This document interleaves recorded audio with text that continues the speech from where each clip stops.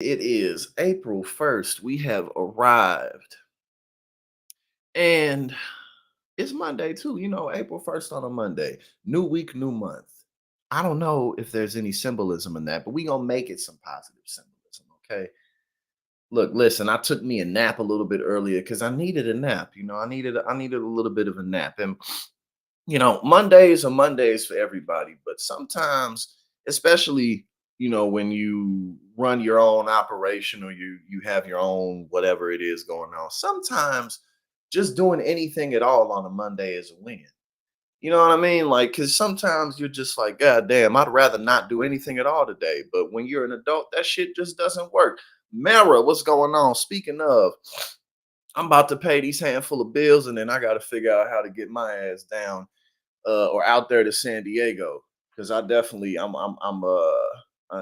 to get my ass out there. So I'm gonna figure that shit out. Um, Staying wise days and stuff. I got to figure that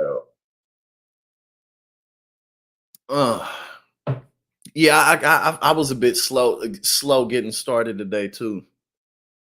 But that's why I said, sometimes just doing anything at all on a Monday is a win, so that you can churn everything up and shit like that. But yeah, no, I gotta get my ass out there to San Diego in a couple of on the 20th. And I should be able to do that. I gotta pay some shit off over the next few days. And then I'm gonna be done. I've been paying off some bills I've been behind on for months, and I'm almost finished with that. And it'll be quite wonderful when I'm finished. I still gotta pay bills every month, but at least I won't be behind on shit. You feel me? I had I had to go to court. Well, I would have had to go to court on the 19th, but I'm gonna call and be like, I paid it, bitch. Fuck you. I don't need to go. I don't gotta show up. I paid my bills. So kiss my ass. No court. But yes, no. Things are coming together. But look, we got a couple of things to discuss today. Not a whole lot. It's a slower Monday. But to no one's surprise, apparently Truth Social shares are already plummeted. And I mean, like, that was never really going to be that big of a thing anyway, because first and foremost, typically, in order for a stock to mean something, the company has to make money. Now, obviously, we know. There we go. Shit, Mara, I'm glad that I could remind you, or maybe I just filled you with dread because nobody really enjoys paying bills. But if there's nothing else that you got from today, I reminded you to pay your bills. Okay, there we go. Now, like I was saying, it comes to no one's surprise because well, let's just go ahead and get into it. Right, in like a couple of days, the shares would because I mean, basically the only thing that happens on Truth Social is Donald Trump just like rants to himself on the platform. That's pretty much all that happens. Like no one else uses it. And I mean, just generally speaking, even if Truth Social wasn't like some type of a super far right wing, platform that it is, the marketplace really doesn't need any new social media platforms. So like even if it was a regular business model, it still probably wouldn't do that well if they went public because again, we already got Facebook, we got Instagram, TikTok, we got Twitter. We have all of these different platforms, WhatsApp, all of these different things that people use, you know what I'm saying? So, oh yeah, shit, that's Mary, that's been getting my ass too. I've been like, okay, I'm only 1,100 behind now. And then I go to pay, I come back and I go to pay another day, and it's like now you behind $1,500. Like, goddamn, I'm never gonna catch up, but I'm gonna catch up in the next couple of days. I'm gonna catch up. You know what I mean? But yeah, so let's get into this real quick. Where we got a couple of things pulled up. It's really not even that much to oh, okay, hold up. We're gonna go over this one first. um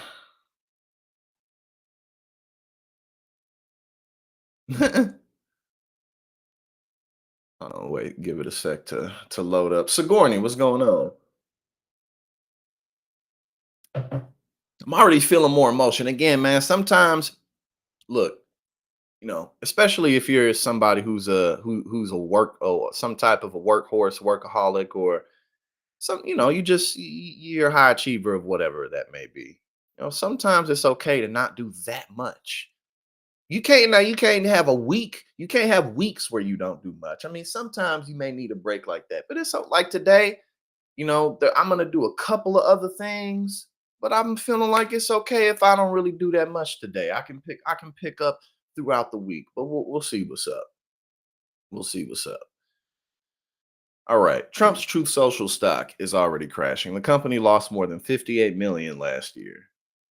Former President Donald Trump's right wing Twitter clone, Truth Social, made a measly $4.1 million in revenue for all of 2023, according to new Securities Exchange Commission documents released today. That's despite having spent more than $58 million over the same period.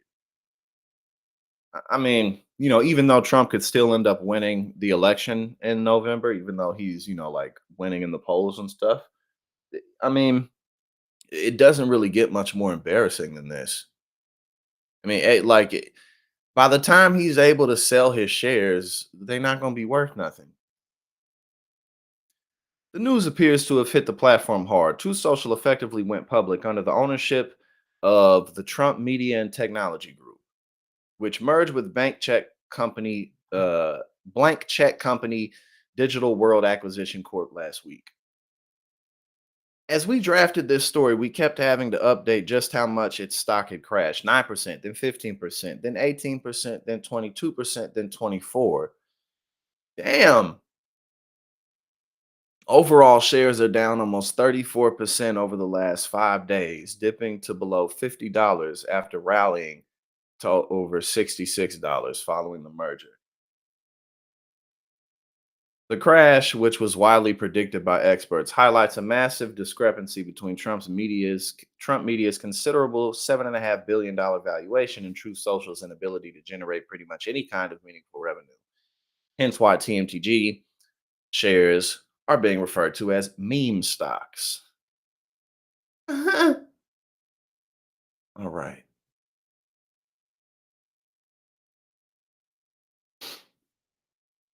Trump is expected to find a way to cash out and get around $3 billion richer thanks to the latest merger. But how, when, or even if he'll be able to do just remains to be seen. Sorry, my bad, y'all. The shares, for one, appear to be grossly overvalued and could well continue sliding even further, greatly cutting into his payout. As Business Insider bluntly put it, TMTG, quote, makes basically nothing, despite the company claiming it was working and adding, quote, cutting edge products and or services in the future, including providing a, quote, home for canceled content creators. I mean, that business model in and of itself is ridiculous because the truth is it's firstly, people don't really get canceled. Like, unless maybe work for like a big organization and you just get fired, or you literally get what, like, your all of your accounts wiped, like all of them shut down or anything like that. Or maybe, you know, I'm trying to think of other way. You get thrown in prison. Other than that, you don't really get canceled. Like, people may gripe and people may have legitimate gripes about it, but like, people don't actually get canceled. Um, but just that business model in and of itself, how you're not gonna make no money with that, because it's actually rather difficult to get kicked off of platforms. It's pretty difficult to get kicked off YouTube. It's pretty difficult to get kicked off. I know Twitch is more strict, but like, you kind of have to be a little egregious for them to be like, we don't want you to be on here, because content creators are the reason that people visit these platforms. I mean, obviously, we're not a big platform over here yet, but just in general, like, it's a independent content creator platform. So like, they're not just gonna be like buy right away. So that's why Rumble doesn't make any money, because everybody on there is just like, I really want to say the N word really bad, and I want to talk bad about Jews and women, and that's all I want to do. I'm determined to do it. Like, okay, you know, it's stupid. And honestly, it was just True Social was never anything more than an outlet for Trump to run his mouth. That's all True Social has ever been, nothing more.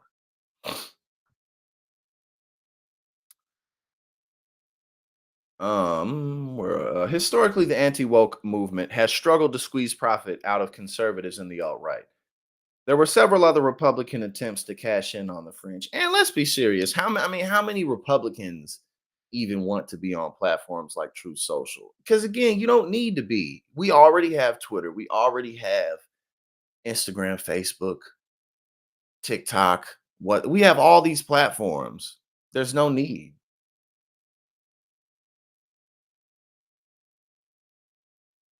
TMTG's rapidly declining shares and True Social's pitfall attempts to generate revenue are reminiscent of social media darling Reddit's post IPO woes. The platform went public via a far more traditional offering last month at a price of $34 a share. While the company rallied at first, almost reaching $70, prices started collapsing last week. Less than a week later, and has rapidly been approaching its original IPO price, wiping out initial gains. Just like TMGG, the company's market price has been described as grossly overvalued. But at least Reddit has some irons in the fire and could conceivably find right. Reddit's another platform. We have so many platforms. Bruh, OnlyFans is basically a social media platform. There's so many platforms. In other words, investors are likely to lose big on it. Yeah, of course. But yeah, at the end of the day, the True Social was never anything more than an opportunity for Donald Trump to run his mouth because he had got kicked off Twitter and then Elon let him back on. But that's all the hell it ever was. Tim Smith, Andy Fitzgerald, hello. How's everybody doing today on this Monday? It's a bit of a gloomy day, not crazy gloomy. It's 50 degrees. It's a bit cloudy outside, but we need the rain, so you can't be too mad about about the rain. It's Monday, April 1st. And yeah, man, we here. Don't overdo it today. Unless you gotta overdo it today, don't overdo it today. After I stream, let's see. I know I'm gonna get a workout in. It's gonna be a light workout today. It's gonna be a light workout. I got some stuff I gotta read. But other than that, I'm relaxing. And we'll pick things up as the week goes along. Okay, now we may not even need to go over this one over here. I got another article pulled up about it, but um yeah, no, it's pretty much just more of the same information. But yeah, that's to the surprise of absolutely no one. Trying to look to see if I was maybe missing anything else. All right, we got Sam Bankman Fried. We got a couple comments from him. Yeah, that's I yeah, I gotta there's a few things I need to do today, but other than that, I'm chilling. It's just one of those days, and it's cool. It's cool. It's all right. Because if it's one thing, yeah, man, sometimes it's cool to just take advantage and not do a goddamn nothing. Don't do nothing. A whole lot of goddamn nothing. FTX founder Sam Bankman Fried speaks out after sentencing. I'm haunted every day by what was lost. I'm sure you are. I'm sure you're more haunted about the fact that you're going to be in prison for a quarter of a century. A quarter of a century. And not only are you going to be there for a quarter of a century, but it's over for you, man. And like we discussed, how unnecessary. He could have been plenty well off. You don't need $1 billion. You don't need $100 million. You don't need 50 million. You don't need $10 million to live really good. You can have a couple $1 million and do that just fine. You can have less than that and do that just fine. In today's economy, you kind of need maybe a couple million to really do a little bit of something. It's so hilarious the brackets that there are, like the levels of wealth. You know what I'm saying? Like when you hear stories of people who like ruin their lives over at the end of the day, like a couple $1 million a year, it's like, That's really not that ain't no money for real, not no more. I mean, yeah, if you can make a couple $1,000,000 a year, you're doing good. All I'm getting at is a couple $1,000,000 a year ain't I'm worth 100 million plus. Like, bro, people out here be worth 100 million, 500 million, $10 billion. Like, do you know how much more money that is than a few million? Again, like if you manage to make it up to that much money, that's awesome. All power to you. All I'm saying is like, man, there are levels to wealth, but you don't need to make all the money in the world to, like be comfortable, be able to go on vacations, like be able to like wear nice things, buy nice things. You don't need all of that. Um, so it wasn't worth it. It wasn't worth it. Now to an ABC News exclusive on Sam Bankman-Fried. The convicted former crypto king answered our questions from behind bars as he begins his 25-year sentence for fraud. Senior investigative correspondent Aaron Katursky has the story. Good morning, Aaron. Good morning, George. The judge didn't think so, but Sam Bankman-Fried insists he does feel remorse for his multi-billion-dollar fraud. It's just one thing he communicated to us from behind bars exclusively in a series of written responses to Exactly, Mara. See, you get exactly what I'm saying. Like that's good money, but like people who got money for real, that's nothing. questions from ABC News. This morning, Sam Bankman-Fried's regret. 3 days after he was sentenced to 25 years in federal prison, the man behind one of the biggest financial frauds in American history told ABC News he never intended to hurt anyone or take anyone's money. But he did take money, a lot of it. Did you mean to say 500,000, Mike boy? Is that what you meant to say? I know it wasn't 5,000. Is that what you meant? Bankman-Fried used $8 billion of customer funds from his crypto exchange FTX to prop up his failing privately controlled hedge fund. In written responses provided exclusively to ABC News, Bankman-Fried said, "I never thought that what I was doing was illegal, but I tried to hold." How could you have not thought that that was illegal? And then it's like, and if you really honestly didn't know that what you were doing was illegal, then why should you ever have been in the position that you were in? Why should you ever have been at the helm of the company? And all these people who are saying, "Oh, he's such a genius, he's so brilliant, he's such a brilliant boy." Oh, but I had no clue that not doing what I said I was going to do with people's money was wrong, let alone illegal. Because before you get to illegal or legal, you kind of deal with right and wrong, and that can be kind of convoluted. That's not always straightforward. But it's like I didn't know this was illegal. Did you think it was wrong? Did you think that perhaps you were doing something that was out of place by taking literally billions of dollars? And I said I was going to do A with it, but instead I'm doing B with it. Like, dude, shut up. Myself to a high standard, and I certainly didn't meet that standard. The judge determined otherwise, saying at sentencing Bankman-Fried knew it was wrong. Exactly, he knew it was wrong. And then that's the other thing too, is it's like, how how oh Jesus Christ. How were you even able to pull it off if you didn't know it was illegal? He knew it was criminal. He regrets he made a very bad bet about the likelihood of getting caught. Bankman-Fried plans to appeal his conviction. He told us he does not believe he received. I set up an elaborate scheme, but I had no clue that it was illegal, even though I jimmied the machine around so that, like, dude, come on, bro. A fair trial, writing a one-sided media frenzy, and the defense's inability to get in critical evidence infected the whole process. But Bankman-Fried concedes, "I was responsible for what happened to the company," adding, "I made a series of bad decisions in 2022. They weren't selfish decisions or selfless decisions. They were just bad ones." Reflecting on those decisions from behind bars, Bankman-Fried told us, "I've heard and seen the despair, frustration, and sense of betrayal from thousands of customers." He said, "I felt the pain from my coworkers as I threw away what they poured their lives into, and from the causes I supported as their funding turned into nothing but reputational damage. I'm haunted every day by what was lost." And again, like he really honestly was kind of just getting started with his life. He's the same age as me. You know what I'm saying? Um, that I'm 32 years old. Like, I have basically my entire adulthood ahead of me. Like, I'm basically just now a real grown man.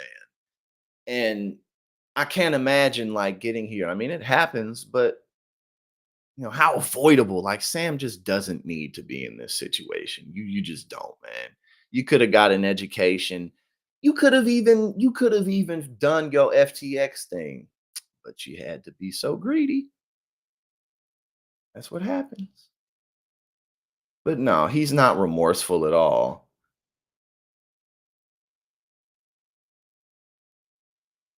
But and again, like, sure, he could have got life, but I honestly think that this is pretty fitting. I feel like a 25-year sentence is pretty fair. He's done, and that's a long time.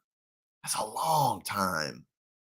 I'm barely older than 25. I haven't been on this earth that much longer than 25 years. Like, that's a long time to be locked up. And bro, prison it's a my dad always calls prison a human zoo. It's basically what it is, man. Your ass is in a cage. You are in a fucking cage when you in prison. You can't do shit. For 25 years? Nah, man. Fuck that. I don't give a fuck how tough you are. Don't nobody want to do that bullshit. Nobody.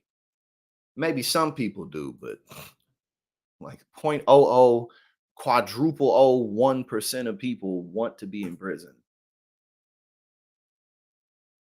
Hmm. All right, let's go over this.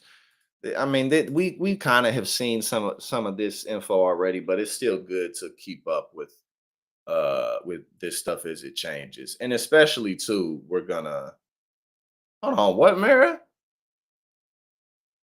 Actually, Mara, my mother, she like last well, kind of like 2-ish years ago now. She had like kind of like some type of low level like budding breast cancer, and they were able to cut that out and handle that pretty quickly. I think she ended up having maybe two surgeries, light surgeries, and then like a few like treatments of some kind, and then it was gone. So hopefully your situation goes similar. I'm glad that you were able to catch it early. I definitely hope that it goes similar to that. That you only got to do a couple of things and then we can move on. Definitely hate to hear that.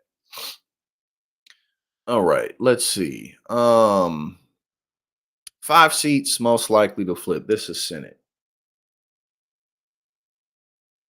And I didn't pull it up today just because I wanted to look more into it. But I think his name's Jason Lee, but he's the guy who founded Hollywood Unlocked. And it's looking like he's about to probably win a city council seat in California. I saw that. I didn't pull it up today just because I wanted to, maybe it'd be better to wait till like he actually wins, then we can look more into it. But I did see that. And I don't know anything really. I know who Jason Lee is, but I really don't know much about him. Um, but regardless, I mean, for him to be beating 5 other people for a city council race, then I would have to say that he has some type of decent standing with the people there or something, because I don't know if his name recognition would be powerful enough to get him a city council seat. Um, but we'll see. We'll see. But it's looking like he's gonna win. So if and when he does, we'll definitely look more into it.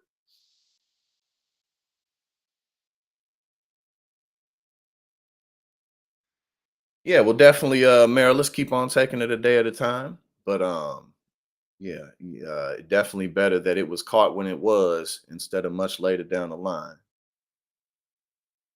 I think you'll be good. I have faith, and I mean, we haven't met in person yet, but you've always struck me as a pretty strong willed person who's able to see the light. So I think you'll be fine. Sucks that you have to go through shit, but don't we all? But I believe in you. I think you'll be good. I have no doubt. All right, let's check this out. The Senate battlefield is increasingly locked in as Republicans turn their attention from the primaries to the November contest in the bid to turn the chamber red. And man, we have been seeing time and time again how Republicans are just they can't stop losing because of this abortion shit. It's that real. Much has changed in the 4 months since the Hill last updated this space. Yeah, it may have been about 3, 4 months since we looked at this. That sounds about right. Um,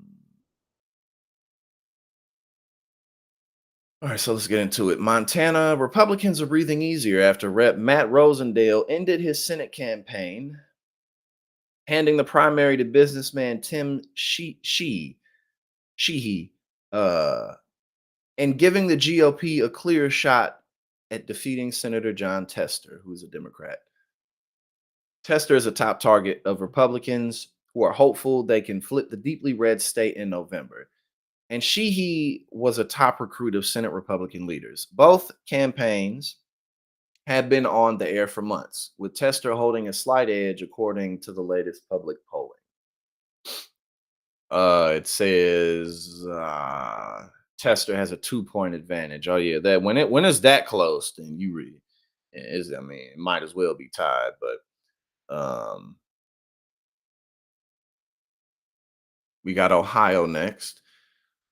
All right, let's see. It says Republicans got the last piece of the GOP. Hold on, what is this? Lou Conter, last living USS Arizona survivor after Pearl Harbor attack, dies at 102. And listen, if you make it up to the 90s, I mean, look, man, if you make it up to 90 plus, I mean, what more can you really ask for? I mean, I can't speak for everybody, but like that's pretty long. My grandfather, well, my parents is older. My parents in their 70s. But my grandfather, my mother's dad, he was born in 1916. He was 96 years old when he passed, and he was pretty up and walking and pretty healthy up until basically his body just shut down because he was so old. But you make it, man. You make it up to the 90s and beyond. I mean, goddamn, that's a job well done. All right. Except Henry Kissinger, his evil ass made it up to 100, and sometimes evil never sleeps like this. You feel me? So that's just sometimes evil keeps you going too. Oh God, hold on. It says the final week saw the race narrow between Moreno and State Senator Matt Dolan, but Trump world and undecided Republicans powered him to a 17-point victory. Some national Democrats, Moreno, who was endorsed by Trump, is the perfect candidate for Brown to take on this fall. Arizona, Kirsten Cinema. She like, nah, I'm done. I'm finna go do something else. I'm gonna go make easier money somewhere else. She not gonna have to face as much public scrutiny. It'll be a bit easier. Because one thing I've always said about Kirsten Cinema, she don't give a damn. She don't care about being no senator, man. That's just something nice and shiny for the resume. And that's pretty powerful to have on your resume, even if people don't really like you. I mean, Kirsten Cinema, she's not hated. I mean, people don't love her, but she's not some nationally despised person. Progressives don't like her, but like even progressives don't like despise her. So I say all that to say her having senator on her resume is gonna do her plenty good. Like she's good. She gonna make plenty of money for the rest of her life. Because again, she isn't hated enough for that to not be golden. Um, all right, so we got Arizona. I don't remember what it was. Carrie Lake did something. Oh, look, there's Jessica. Jessica, she been with the Hill for a while now. Jessica Burbank. All right, and we got Pennsylvania.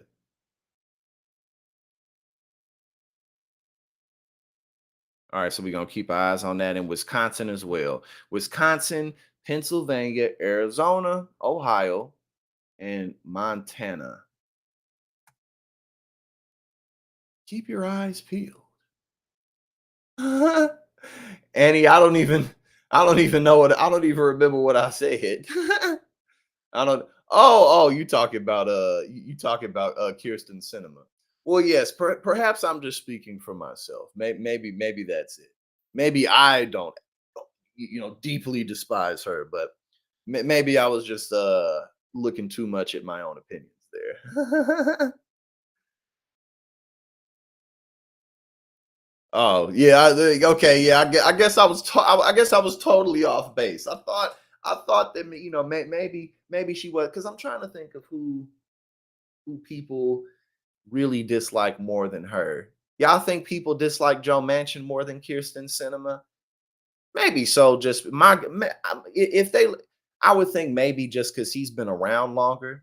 People have had more time to see him do his thing. Him always kind of coming around to fuck shit up. Um, that's a hard one though. Who do y'all think is the most disliked Democratic senator? My bet would probably be Joe Manchin. That's who I would think.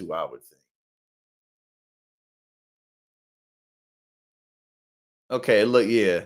Yeah, I think I'm about right on that. I'm gonna have to do a poll. Who we gonna put a poll up after this? I'm gonna put one up and say who is the most hated Democratic senator. And I know that Ted Cruz is not a Democratic senator, but I'm gonna put him in there because he is easily the most disliked senator in the country. Like literally, no one likes Ted Cruz.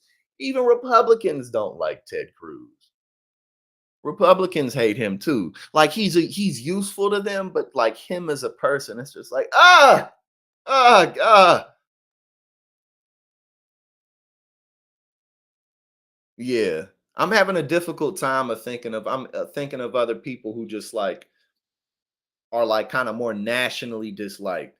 You got a lot of senators who are more on the low, who don't necessarily have a national profile. But Joe Manchin, he really has a national face because he's always sticking his nose in everything.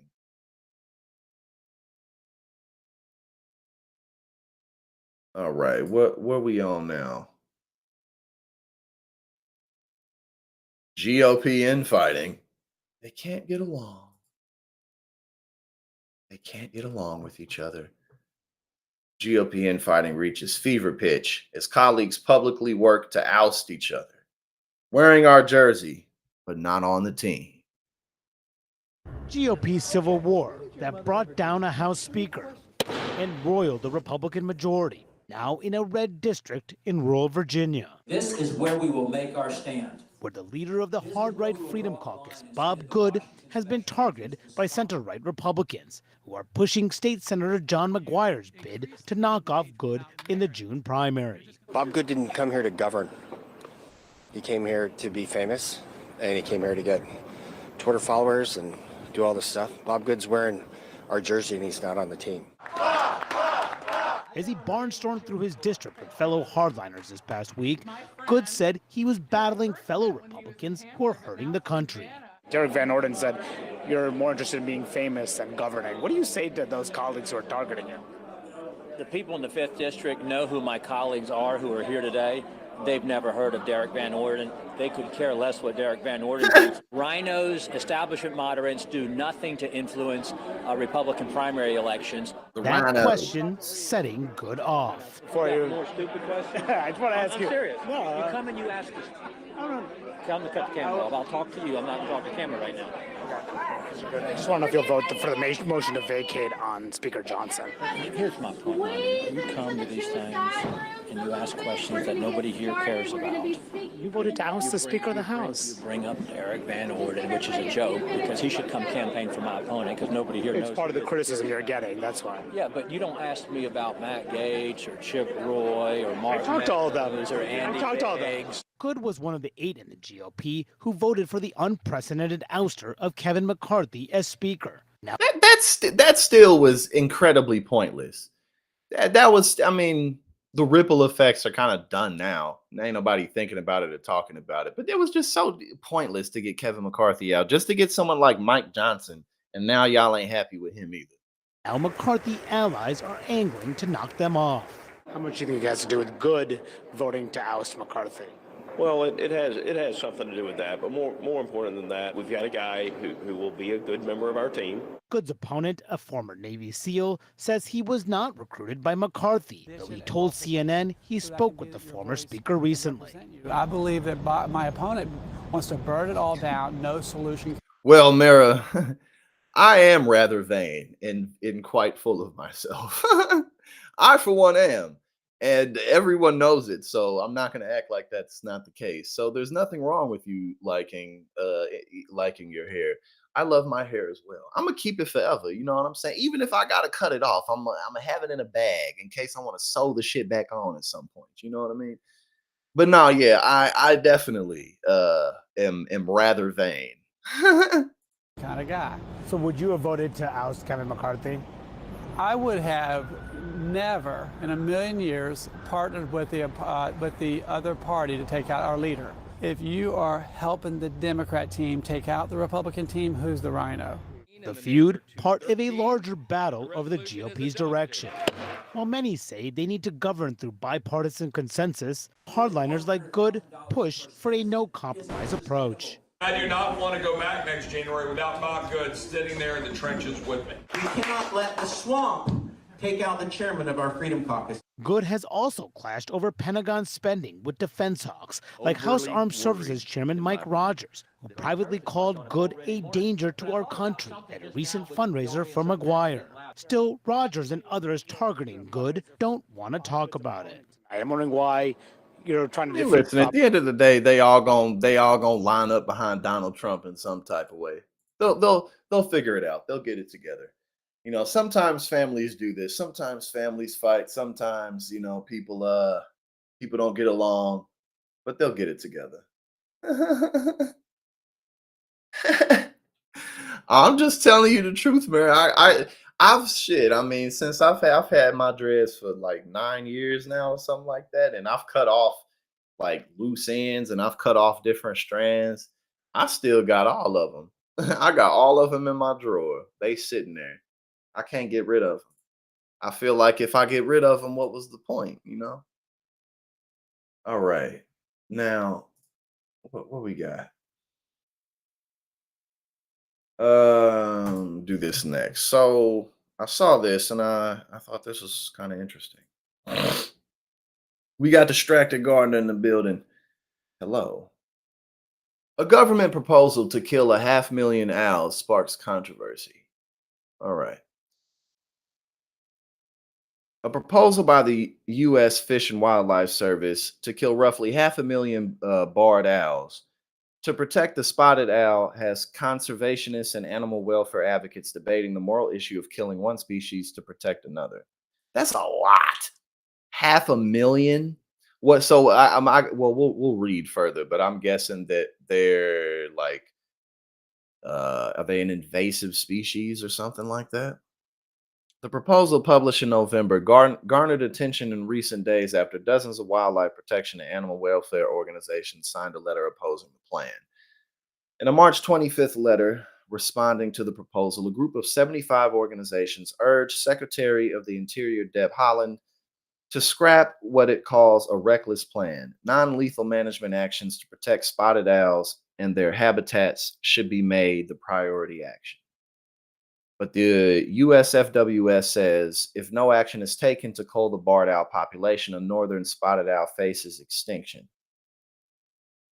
The barred owl is crowding out its less aggressive relative, the northern spotted owl, and the northwestern states, according to the USFWS. To ensure the survival of the northern spotted owl, a threatened species, the service is proposing the mass removal of over 470,000 barred owls across California, Washington, and Oregon over a 3-decade span. Man, that shit ain't. Nah. No, no. I mean, even if like even if you're not somebody who's involved in like animal conservation or wildlife conservation, this just seems like a lazy ass plan. Oh, let's just kill all of them. Like over 3 decades, like yeah, your plan not gonna falter, your plan not gonna change for 30 years. All right, let's just spend the next year. If you see it, shoot it. Like, come on, man. These aren't bugs. But I just this just again, I'm not even somebody who's like involved in stuff like this, but this just kind of seems lazy to me. The proposed action will also help prevent declines in the California spotted owls, other species facing competition from barred owls. Yeah, it does. I mean, again, like they say animal rights advocates say the proposal is unsustainable. It does seem unsustainable. It's like just spend the next 30 years. Like what? Like why don't you? I mean, now it's kind of like it is a tricky issue, but unless you can like kill all of them at once or some shit, this just doesn't seem like it's gonna work. Like, cause it feels like they would outbreed that.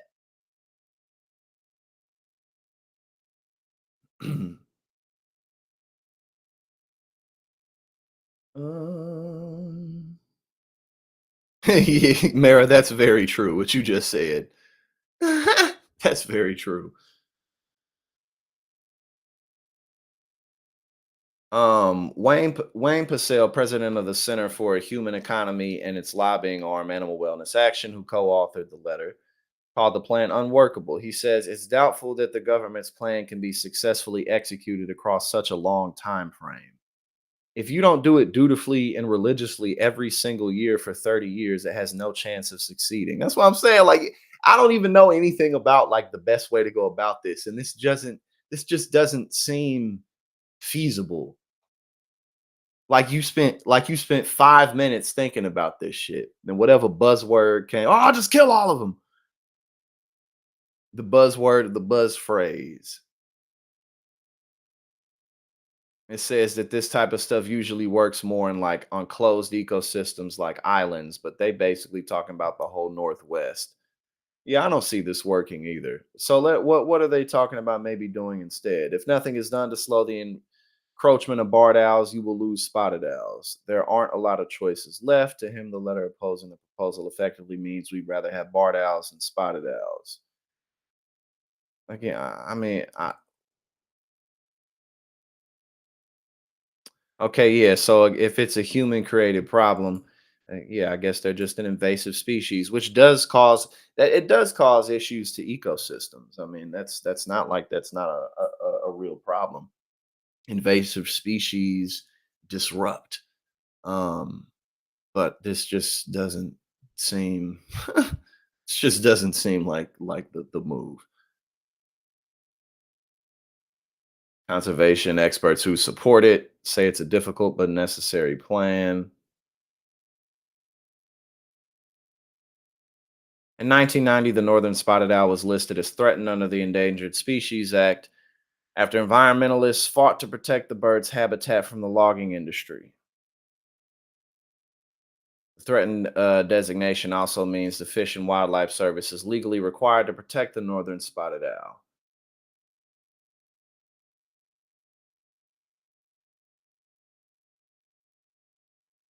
Okay, what does it say?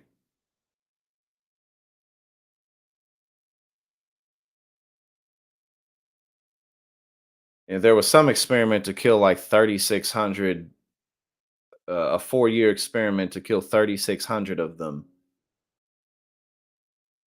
And it said that that didn't slow it slowed down, but it didn't stop the invasion. Yeah, I don't know, man. I mean, I don't know what the solution to something like that exactly would be, but it seems like uh maybe the spotted owl is gonna go extinct.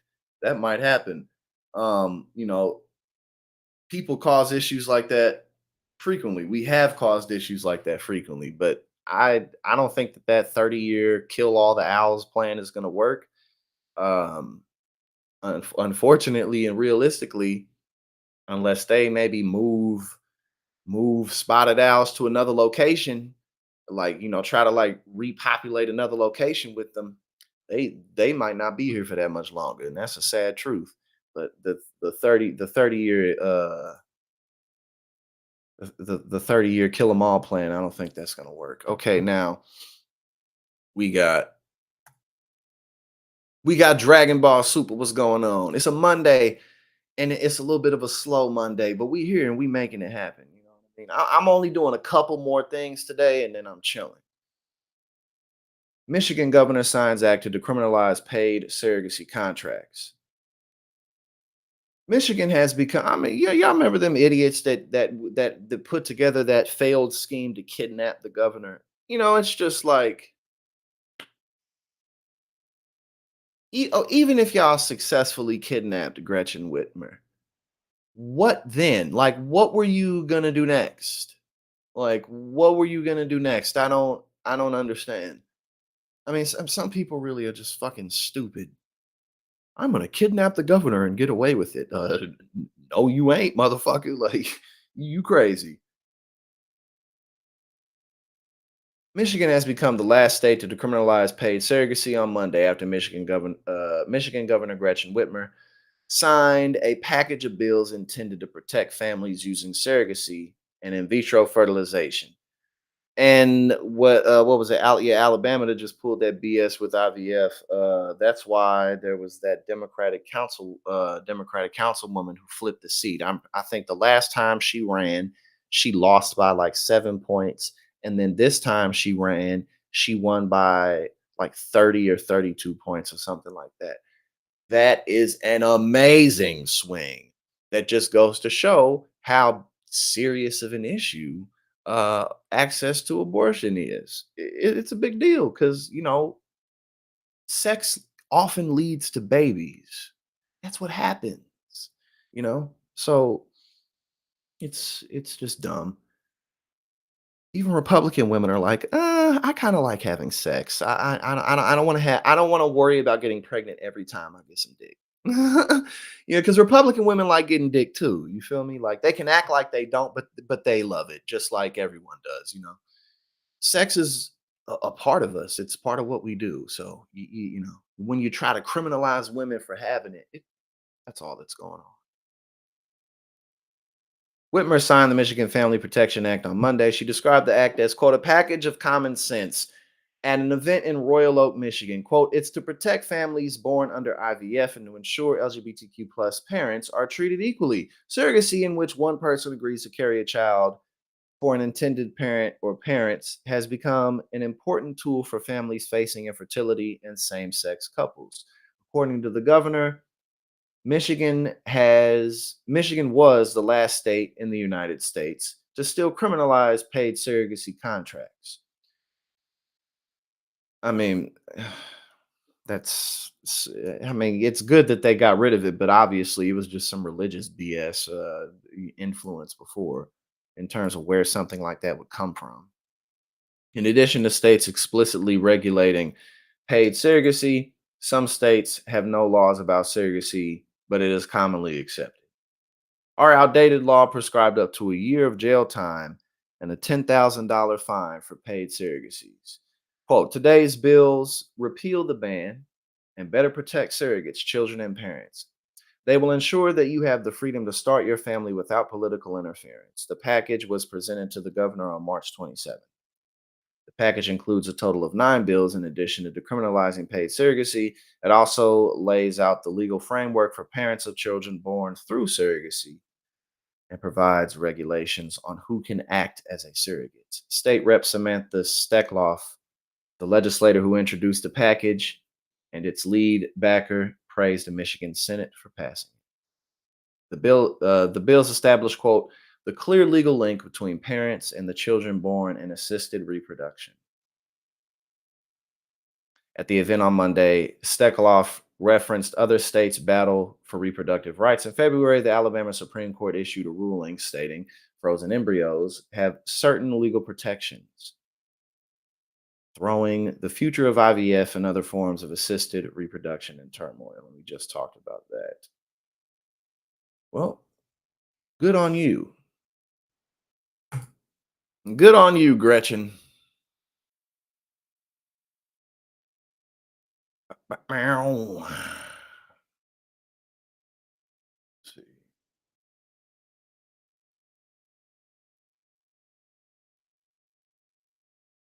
And we got one more. Now, see, this is just goofy to me. Like, um,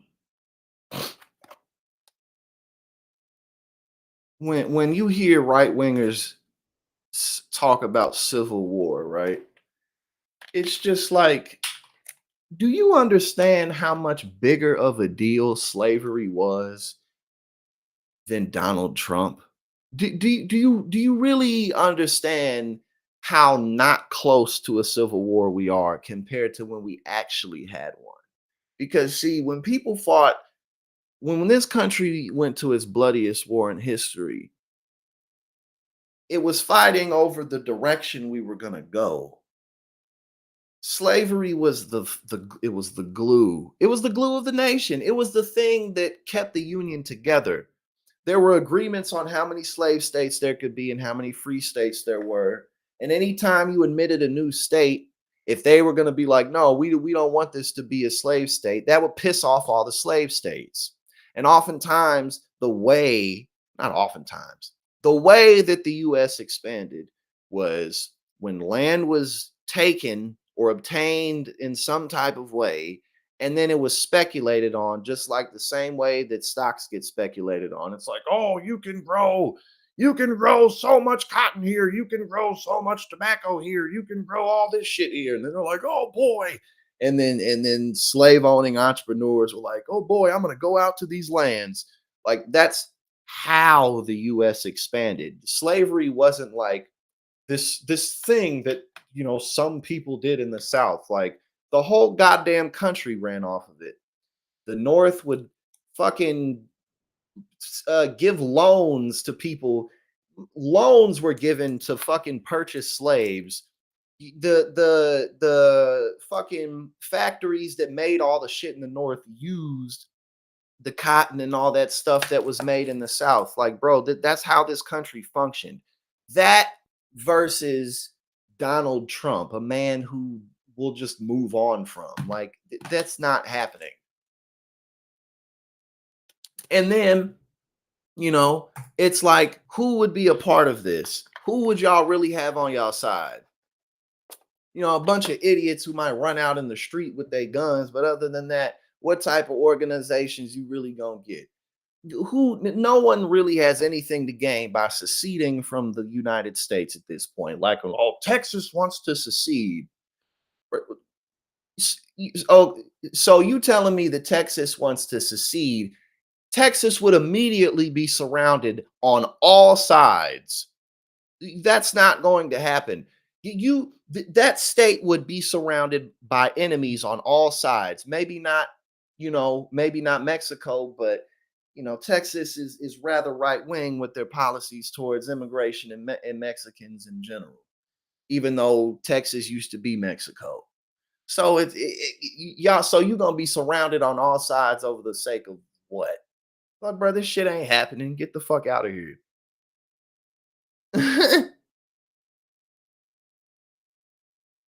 Like, I mean, there's really not even much to say about this. It's just like the notion and the idea itself that, like, we about to go to civil war over what? Over what? You know what I'm saying? Like, it's not happening, man. But yeah, that concludes. Yeah, Roseanne Barr, she definitely she did. Yeah, see, exactly, Mara. I'm not sure if Texas has endeared itself either, because it's like, do you understand how horrible that would be for a country to instantly be literally surrounded on all sides by enemies? And not only that, you mostly surrounded by the most powerful nation on earth.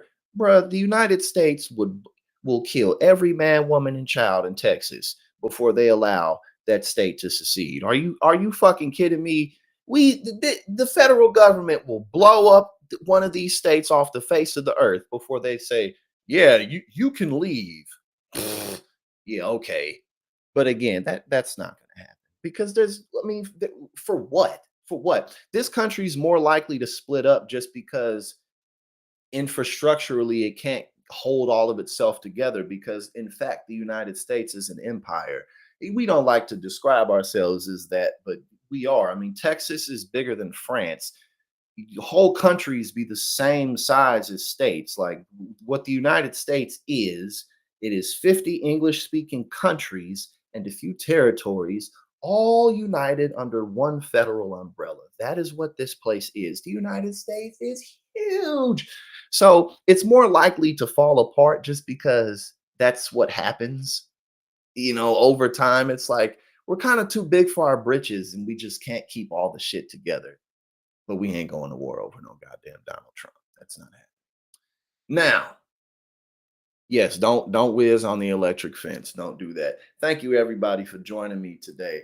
Tomorrow, I think hope I just got some type of update about Trump losing a bunch of money because that's not going to stop happening.